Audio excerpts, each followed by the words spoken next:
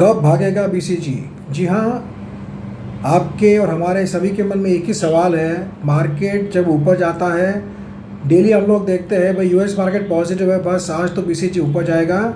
फिर देखते हैं कि फ्लैट ही क्लोजिंग होती है, फिर से निराशा होती है। आज भी 17 रुपीज़ पे क्लोजिंग दिया, जो कि 0.60% ही प्लस रहा। आज तो वॉल्यूम एकदम ड्राइव होते हुए देखने को मिला। 87 लाख का ही वॉल्यूम हुआ है और डिलीवरी परसेंटेज भी 64% है। तो वॉल्यूम भी ड्राइव हो चुका है, कोई मूवमेंट नहीं है। तो क्या गया है बीसीजी को? अगर आप देखोगे आज टीसीएस के रिजल्ट भी अच्छा है और ओवरऑल देखा जाए तो मार्केट में मतलब आईटी सेक्टर से अगर देखा जाए तो बीसीजी फंडामेंटली सबसे अच्छी कंपनी मानी जा सकती है। पी इतना कम, ईपीएस इतना ज़्यादा, कंपनी टोटल डेट फ्री, इतने ज़्यादा रिजर्व, सब अच्छा है, फिर भी शेयर नहीं भाग रहा है। मूवमेंट रुक गई है उसके अंदर और अब समझ में ये नहीं आ रहा है कि दिक्कत है तो क्या है।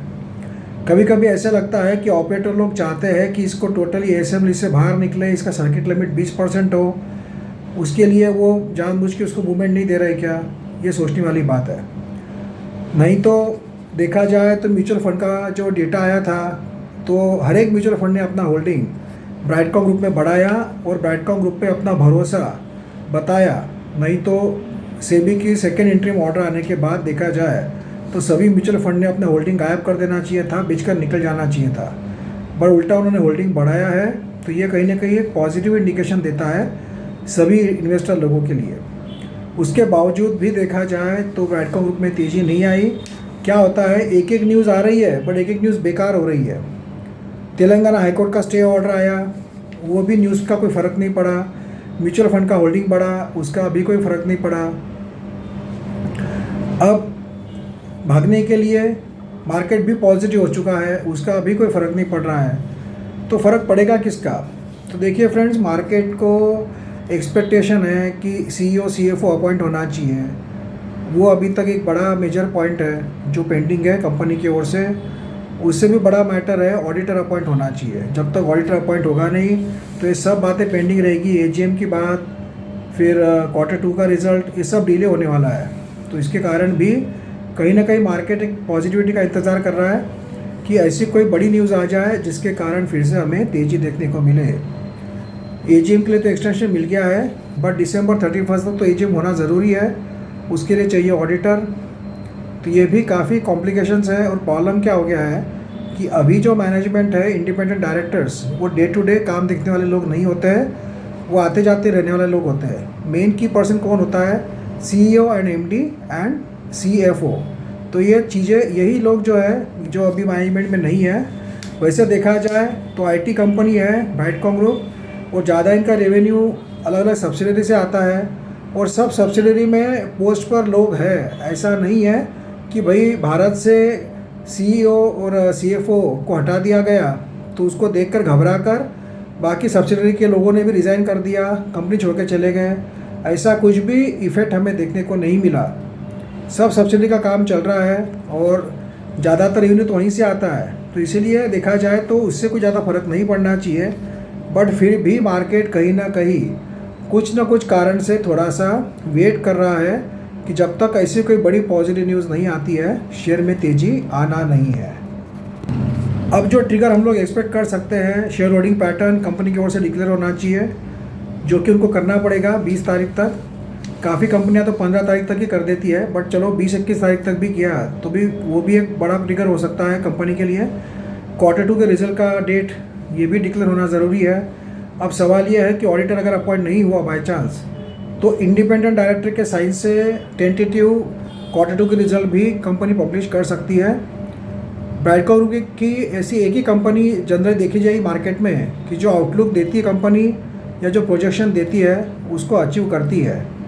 तो इसीलिए Q2 के रिजल्ट के बारे में तो कोई डाउट नहीं लग रहा है। बट ये जो सब बातें हैं जो पेंडिंग पड़ रही है, अब 17 अक्टूबर भी ज़्यादा दूर नहीं है।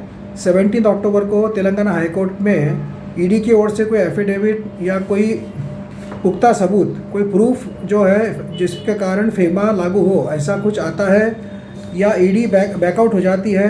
अगर ईडी बैकआउट हो गई तो ये भी काफ़ी पॉजिटिव न्यूज़ होगी, एक बड़ा हर्डल और बड़ा डर जो है कंपनी के ऊपर वो हटते हुए दिखेगा ईडी का। फिर बचेगा सेबी का।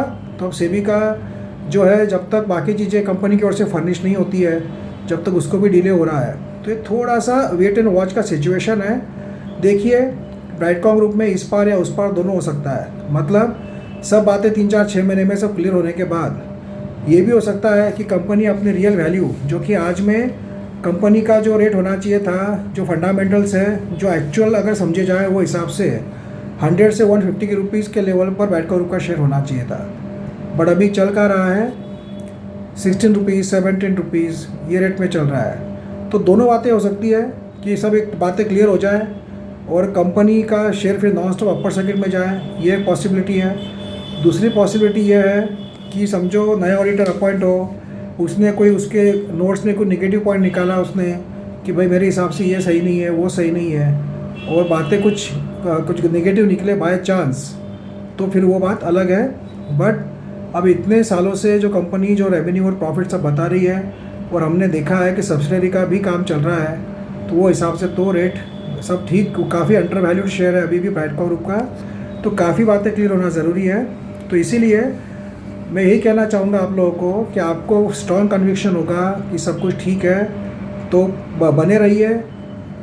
आपको लग रहा है कि मेरा टाइम वेस्ट हो रहा है, ब्राइटकॉम ग्रुप में कुछ मूवमेंट नहीं है, तो आप टेम्पररी इसमें से बाहर निकल सकते हैं और जब सब बातें क्लियर होगी फिर से एंट्री मार सकते हैं। दोनों बातें जो है करना चाहिए। और इसीलिए एक ही शेयर में अगर ज़्यादा पैसा नहीं लगाना है, थोड़ा बहुत पैसा लगाकर आप भूल सकते हो, और अगर आपने अगर ज़्यादा पैसा लगाया है और आपको वेट करना है तो कर भी सकते हो, क्योंकि आने वाले दिनों में ऐसा तो लग रहा है कि नेगेटिव बातें तो सब खत्म हो चुकी है।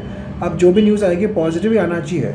तो जैसे जैसे एक एक न्यूज़ बाहर आएगी, एक एक चीज़ें क्लियर होते जाएगी, वैसे वैसे हो सकता है फिर से हमें ब्राइटकॉम ग्रुप में तेज़ी देखने को मिले।